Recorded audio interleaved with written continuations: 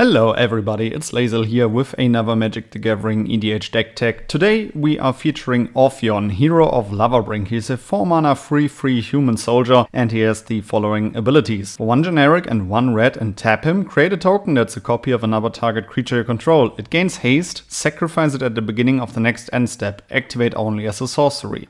And for 6 generic and 3 red, tap, create 5 tokens that are copies of another target creature you control. They gain haste, sacrifice them at the beginning of the next end step, activate only as a sorcery. We are going to win the game by simply creating a lot of tokens from Orthion's ability and outvaluing our opponent. For example, from Fanatic of Mogis, 4 mana 4/2. When Fanatic of Mogis enters the battlefield, it deals damage to each opponent equal to your devotion to red. Witty Roastmaster cannot wait to trigger when all of those tokens enter the battlefield. Whenever another creature enters the battlefield under your control, Witty Roastmaster deals 1 damage to each opponent.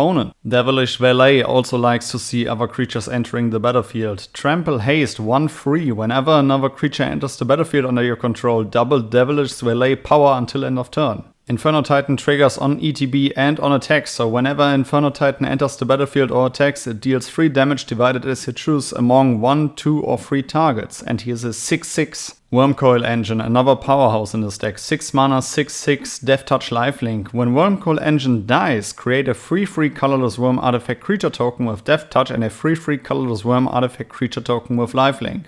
And last but not least, Spawn of Phyrexia, 7 mana 5/5 flying. When Spawn of Phyrexia enters the battlefield, it deals damage to target creature or player equal to the number of mountains you control.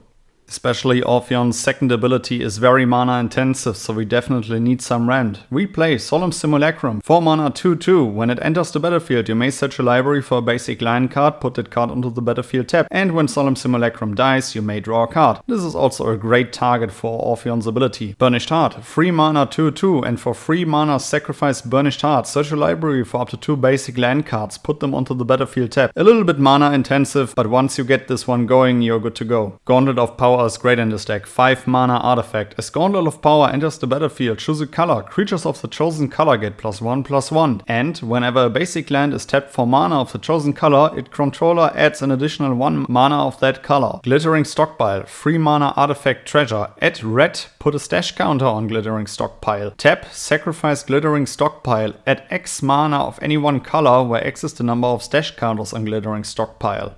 Ironcrag Feet, 4 mana sorcery, add 7 red mana. You can cast only 1 more spell this turn. Another really strong card in this one is Jeska's Will, 3 mana sorcery. Choose 1. If you control a commander as you cast a spell, you may choose both. Add 1 red for each card in target opponent's hand, and exile the top 3 cards of your library. You may play them this turn. Caged Sun is also great in this deck, 6 mana artifact. As Caged Sun enters the battlefield, choose a color. Creatures you control of the chosen color get +1/+1. And whenever a land's ability causes you to add 1 or more mana of the chosen color, add 1 additional mana of that color. Even if we don't have enough mana for Orthion's second ability, we can use his first ability several times. For example, with cards like 1000-Year Elixir, 3 mana artifact. You may activate abilities of creatures you control as those creatures had haste. And for 1 and tap it, untap target creature. Battle Mage's Bracers, 3 mana, equipped creature has haste. Whenever an ability of equipped creature is activated, if it isn't a mana ability, you may pay 1. If you do, copy that ability. You may choose new targets for the copy.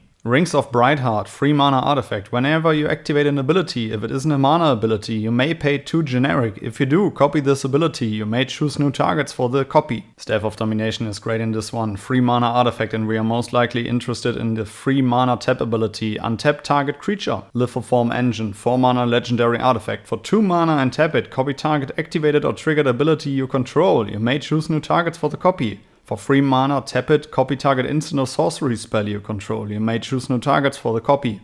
And for 4 generic and tap it, copy target permanent spell you control. And last but not least, Illusionist's Bracers. 2 mana artifact equipment. Whenever an ability of a equipped creature is activated, if it isn't a mana ability, copy this ability. You may choose new targets for the copy. Remember that you have to sacrifice those tokens at the beginning of the next end step. Just play Sundial of the Infinite. 2 mana artifact. For 1 generic and tap it, end the turn. Activate this ability only during your turn.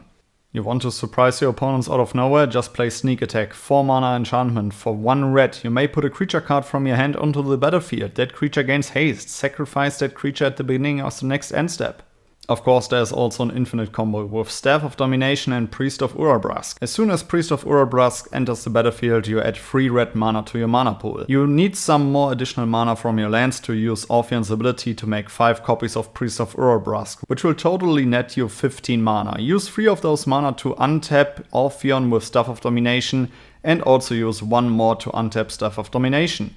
Use some of the remaining mana to make 5 more copies, and with that you create an infinite amount of Priests of Urabrask, which will have haste and can swing for the win. You want to win more? You get it. Bloodthirster, 6 mana creature demon flying trample. Whenever Bloodthirster deals combat damage to a player, untap it. After this combat phase there is an additional combat phase. Bloodthirster can't attack a player it has already attacked this turn. I don't have to explain how much damage this is with 5 copies of Bloodthirster.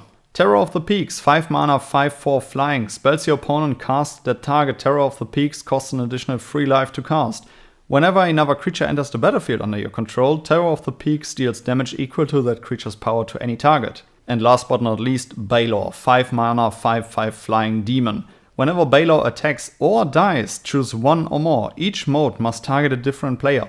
Target opponent draws 3 cards, then discards 3 cards at random. Target opponent sacrifices a non-token artifact. Balor deals damage to target opponent equal to the number of cards in your hand. Alright guys, these were some ideas of how I personally would play Orthion, Hero of Lavabrink. I hope you enjoyed this video. Let me know down in the comments below which cards you would add to the deck and which legendary creature I shall feature next. See you in the next one. Goodbye guys.